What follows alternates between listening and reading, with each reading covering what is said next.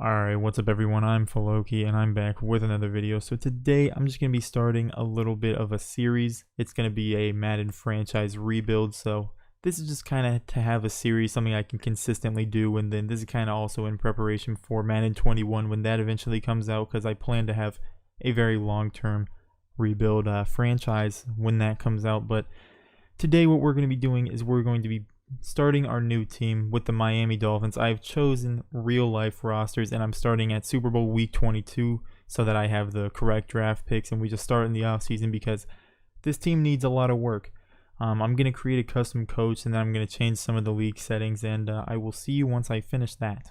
So here we have Big Smoke, our coach for the foreseeable future, and I've changed it so that we're going to be on All Pro simulation just as a baseline to start. And yeah, let's get into this off season. Let's just start the league. So basically the plan is to sim a few games, play a few games throughout the season, and hopefully it can end up being relatively entertaining. But the main aspect is going to be on rebuilding the team and actually forming a team that can compete for a Super Bowl. So if we look at the team now, there's a clear weakness at offensive line, and that's going to be something that I really try to fix this offseason, because hopefully we can get a quarterback and a running back somehow this offseason, maybe draft a quarterback, because I don't think Josh Rosen is our quarterback for the future. So maybe try to draft a quarterback and get an offensive line that is somewhat decent. Running back can kind of wait, but if we can get one of those two, that would be great. Now, if we look at the defense, we really need secondary. We have almost no one in the secondary that is good enough to really start. So we're going to need to look at the entirety of the defense basically, except for both of our middle linebackers, because we have some good young middle linebackers. And the offensive line, almost the entirety of the defense, quarterback, and punter's fine. And I mean, special teams is kind of not very important, but basically this team needs a full rebuild. So hopefully we can make as much of an impact as possible this offseason. So I will see you in the re-signing period and eventually get into the actual free agency. Alright, so here at Player Resignings, I have gone through everyone, and Aqib Talib we will not be keeping. Even though he doesn't want too expensive of a deal, he's pretty old and he's going to be regressing. So even this 1 year isn't really going to be worth it, because we're really just trying to tank next year. I ended up signing Matt Hack back to a 3-year deal, and Isaiah Ford and Nick Needham, I have both signed them because they are some good young players that we could potentially progress up to starters. So Isaiah Ford, we basically gave him the fair offer, but Nick Needham, since he was asking for so little, even though it's pretty unrealistic that a player would take this, we signed him to a 6-year deal on the terms that he'd like per year, which you can see in the fair offer. So Nick Needham will basically be someone that we try to progress into a starter, or we can just keep him as good backup because injuries are on in this rebuild. So now that we've gotten past the re-signing period, I'm going to move into free agency and hopefully find a way to deal with this offensive line shortage that we have. Alright, so here in the first week of free agency, as you can see, there's some pretty big names at the top of the free agency class. We have Chris Jones, we have Amari Cooper, we have Devin McCourty, and a lot of other big names, AJ Green, and surprisingly, actually, Dak Prescott has made it to the open market, and he has gotten quite a bit of bids. Tom Brady is here, so because we are the Dolphins, and we're not going to be good within the next few years, I haven't tried to make too many splash plays, so I'm not going after any of the big names to try to make very big contracts and spend our cap. So what I've done is I've gone after a lot of the people that are relatively decent at their position, and I've given them decent offers but not great offers, because they didn't have any offers before I gave them anything, so I am their only bid. Most likely they're going to be going into week 2 when get more bids, and then I can compete with the people who bid then. But right now, what the plan is to just give a lot of players some lowball contracts and see if we can get them. I put 3 offers onto offensive linemen. Ted Karras and Elijah Wilkinson are the main ones because they are decent overalls at a good age. But Jermaine Ifedi, as a Seahawks fan, it hurts me to try to even sign him, but he's really the only option that you have at the right tackle spot, because if we look at it, The options for offensive line, as usual in Madden free agency, are just very weak. There's some bigger names and like some good overall that are old, and they have a lot of offers. So really, I've just been trying to go after the relatively young, decent overall players that could make a difference, at least in the first few years, until we upgrade them further, and then they will become backups. So that is what I've done for this first week of free agency. I'm going to end up simming to the second week, and I will see you when we know who signed, who didn't, and who's still available in week 2. Alright, so here in week 2 of free agency, some good news. We have 5 players who have accepted their contracts, and no players have denied. So the 5 players who have accepted are right outside linebacker Darren Lee, Elijah Wilkinson, Eli Apple, Ted Karras, and Jermaine Ifedi. So we have kind of shored up the offensive line, at least the middle and right side, and we have gotten a decent linebacker and a decent cornerback. So I'm going to continue to look at the free agency class and who's left in the second week of it, and then I will get into the college prospects because I have been unable to scout any of them since we have started after the Super Bowl. So I will see you once I have either put in more contracts for some players in free agency, or I am looking at the college players. Alright, so here in week 2 of free agency, Mike Hilton ended up getting a lot of big offers, so I have backed out of that bidding situation. But we do have 4 players still here. We have Marshawn Lynch, Jacob Hollister, Willie Henry, and Vernon Hargraves. So Marshawn Lynch, I'm a Seahawks fan, so it would be great to get him. Jacob Hollister, once again, I'm a Seahawks fan, and he did very well for us last year, so it would be nice to have him as a second tight end on our team. Willie Henry, as you can see, we're struggling at the left end spot, so getting him would be pretty nice because he's the same age as who we currently have starting there, but he is 8 overalls higher. And Vernon Hargraves, just some more cornerback depth. So hopefully we can get a couple of these players. These are who we have our bids in, and now I'm going to go and look at the college players. Alright, so as we look at the college prospects, the Madden scouting actually did pretty well. It scouted our major needs. The running backs look great in the first round, but then there are none scouted anywhere after, and that's kind of how Madden Sim goes. They scout the top of each class, and then everything else is kind of lackluster when it comes to scouting, but there's some pretty good talent at most positions. So if we go to the draft board and we go to the overall draft board, I've put in the main players that I'd like to look at getting with our picks, which for some reason are all mixed up, but we have 3 first-round picks, 2 seconds, and then a third, couple fifths, couple sixths, but I don't think we have a 4th, so really we're going to need to make a big impact in this first round, and it's looking like we can with a quarterback that for some reason the draft story said had a underwhelming draft combine. Max Spiegel. He had a great combine. He's a 21-year-old scrambling quarterback who was number 1 in almost everything, and he was top 3 in literally everything. So from what we can see on his top skills, he has great throw power and good short and mid accuracies. So with that high throw power, you can only assume that his deep accuracy is pretty decent as well. So that is going to be who we try to get early on. I wouldn't say with our first round pick, but maybe with our second, because he is a second round projection, so if we could get him at 17, that would be a nice pickup since he is a good first round quarterback, and we do really need quarterbacks, so starting to build around someone young would be very nice. But I'm going to sim this week, and we are going to see who signs with us, and then I will continue to scout some players.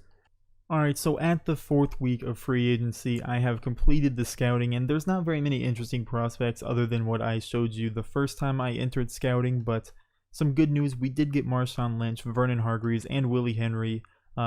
Jacob Hollister got a pretty big offer, so I just backed out of that one. I wasn't going to compete with a 100-point offer, so this has concluded our free agency period, but now it is on to the draft, and hopefully we can make some big pickups that can help us in the future. But first, I'm going to look at the free agency recap. So interestingly enough, I want to look at league signing to see where, so Amari Cooper went to the Lions, Chris Jones went to the Cardinals, Devin McCourty to the 49ers, so their defense is going to be very good. Yannick Ngakoue went to the Dallas Cowboys, Ryan Shazier, who shouldn't even be in the league. He went to the Raiders. If we go to quarterback, Dak Prescott went to the Patriots. Tom Brady went to the Chargers. Teddy Bridgewater went to New York. And Marcus Mariota went to the Dallas Cowboys. So that is very interesting. So some big signings that have happened. AJ Green went back to the Bengals. So some pretty interesting signings have happened this year, and doesn't really matter. It's not going to affect us. We didn't really do much in free agency, so we're just going to move into the NFL draft and see what we can do there. All right, so here we are in the 2020 NFL draft. The Bengals have the number 1 pick. We have the number 5 pick. So we have 4 people in front of us, and we just need to see who they take, and then we can base our game plan off of that. There's a very good right tackle, I believe, or left tackle that I would love to get, but hopefully no one takes him. And the Bengals have gone for Thad Kingsbury, a defensive tackle from San Diego State, the Washington Redskins, who I believe do need offensive linemen. They end up taking middle linebacker Lane Anderson from Wisconsin. Now the Lions, I have no idea what they need, but they took a wide receiver after, I think, picking up Amari Cooper, but that's a pretty decent wide receiver pickup. So now it is just the New York Giants, and hopefully they don't take... They took center Preston Lampton from Wisconsin, so what my plan is going to be is going to take this left tackle that is actually very good. Kennan Mullins, he is an early first-round talent. He is number 1 in the bench press. He is 21, and his ratings look very good, so I'm going to take him with the 5th overall pick. Sadly, he is only in normal development, but he is a 78 overall, number 1 in the draft, and he has some very good, very well-rounded ratings, so it will be nice to see what he can do next year to help protect whatever quarterback we end up starting, but overall, not a bad pick. It would have been nice to see him have hidden dev, but there's not much better than this. He has some very good, well-rounded ratings, so now it's on to the next picks. We are only 3 picks away from our pick, and we just need no one to take our quarterback. William Cobb is not our quarterback. Right end from Baylor. Wayne McNeil, defensive tackle. That's a good pick, but I'm glad they didn't take our quarterback. And now the Cowboys have taken a 66 overall wide receiver. And see, there is possibly a chance that we could wait and get this quarterback with our 28th pick, I believe we have. Our 26th pick, but I don't want to take the chance. We really need this quarterback, so I'm going to be taking Max Spiegel, mid-first round talent, and a great combine, and he is also 21 years of age.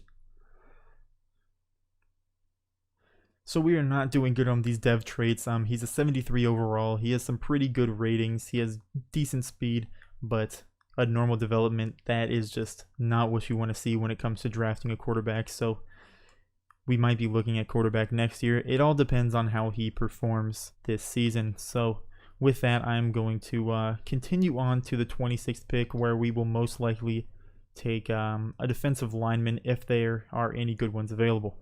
Alright, so here at the 26th pick, all the defensive linemen were taken, sadly, so now I have decided that we're most likely going to be taking a running back, because all the other prospects that I have scouted are second round, third round options, in my opinion. But now there are 5 very good running backs, and there's even a potential that some of these players slip, since not much of the league needs running backs. So there's a chance that in our later second round we could pick up one of these players if they are available. But right now we have to figure out who we would like to take, because Lamar Merriweather, although he is only a mid-first round talent, his 40-yard dash of 4.36 was very good, so he would have very, very good speed. Arsenio Gardner, he is an early first-round talent. He has great elusiveness. Chris Penn has great carrying, ball carrier vision, and catching. He is also a first-round talent. However, neither of these players had an amazing combine. Moses Crockett, he had a pretty decent combine, and he is also an early first-round grade. Ball carrier vision, break tackle, and carrying are all his top skill sets. So really, it is who do we want to take out of these players, and there's always the chance that we can have a second option. So I'm going to sit here and weigh my options as long as I possibly can to try to make the right decision, and I will see you with who I end up picking. Alright, so after looking over everything about these running backs, I have decided that Moses Crockett is who we are going to go for with the 26th pick. He is 21, so he is the youngest out of all of them. Well, he is tied for youngest with Merriweather up here, but he is an early first round talent. So the other two early first round talents were 22 years old. So if he does have right around the same overall, he does have an extra year to develop. So this is who I will be going with. He also had a pretty good combine. So this will be our selection at pick 26th. And is it going to be good? 78 overall, hidden development, 21 years old, number 2 in the draft class. Not bad whatsoever. So his speed at 92, that's pretty good. Spin move, juke move, very good. Those weren't shown on his top skills, I don't believe, but he has good catching, good short route running. So he looks like a pretty good running back. And if any of the running backs do slip, I could maybe take a second running back in the second or third round, but let's not even think about that. Let's just head into our second round, 7th pick. And as we make our way to our second round pick, Marcus Tillman, the defensive lineman that I was looking at to take in the second round, was taken one pick before us. So now the plan is ruined. Who do we take with our second round pick? There is Nash Bradfield, who is decent, but he's only a late first rounder, so he'll probably end up being like a 68, 67, maybe 69 overall. There are the other running backs that ended up being pretty good. There is Arsenio Gardner. He could be a good pickup, but do we need to get 2 running backs after we just picked up Marshawn Lynch? It's questionable. We don't have any tight end scouted. We don't really need to have any. We have good depth at wide receiver. Now, I think we might go for offensive lineman, Malcolm Bloomberg. He had a draft story on him that he skipped the draft combine because he was injured. So they said that he was very good otherwise, and he has slipped to later in the second round, even though he's an early first talent. So that is who we're going to take because he might have low strength, but he has some good top skills, so that might help him overall. So this will be our pick, Malcolm Bloomberg. Hopefully he's good. 21 years old. He's a 77. So we have number 1, 2, and 3 out of the entirety of the draft class. However, only one of them has a hidden development. So we did end up getting 2 very good offensive linemen, but neither of them have a hidden development. But they are good overalls, and 95 strength is very good and a very well-rounded skill set for Malcolm Bloomberg. A very good pick with our second round selection. So here with our second pick in the second round, pick 24, on our draft board, all we have is offensive lineman and this strong safety that I ended up scouting late into the rotation. He's 23 years old. He's a late round talent, but he has a good combine, and we have a severe lack of good safeties. So I'm going to end up taking him with the 24th selection in the second round, and he's a 70 overall, normal development. Somewhat disappointing, but maybe he can come in and be a decent starter with some good potential. Alright, so here in the third round, at our selection, there's really no one to take other than offensive linemen and those players we can take in later rounds. So I'm going to be trading out of the third round, and I'm actually going to be trading with Seattle to gain 3 picks for next year's draft when I can actually scout everyone how I want to. So that is what I'm going to do. And since I'm most likely just going to be taking offensive linemen, I will see you at the draft recap, and I will show you who I end up taking. And the Seahawks, they got a pretty decent free safety out of our pick. So yeah, I will see you at the draft recap. Alright, so at the draft recap, here is who we ended up selecting in this draft. We got 2 very good offensive linemen. They're both left tackles, but I'll swing one of them to a different position. And we got a decent quarterback. Sadly, he doesn't have a hidden development, but we did get a very good running back who does have a hidden development. And we just ended up taking some offensive linemen, and since I didn't want to completely cheese the system, I ended up taking a defensive tackle as some depth for this year.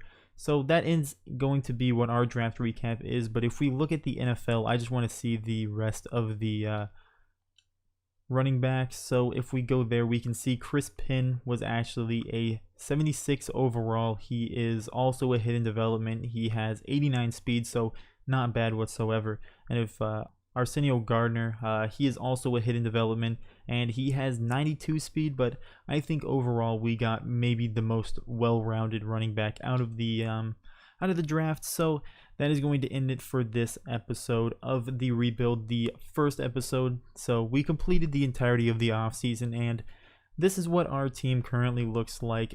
For some reason, it wasn't showing the players that were recently injured, like before we started, but now it does. So we actually have a pretty decently well-rounded team. So I will make sure to show the before and after, but I think we've done a pretty decent job for this offseason to get a start on rebuilding the god-awful Miami Dolphins. So if you like this video, make sure to leave a like and subscribe to keep up with the series. And yeah, next video I will see you in a couple of days to get started on the season opener and get through the preseason. So yeah, that will be it for this video. Thank you for watching. Have a great day.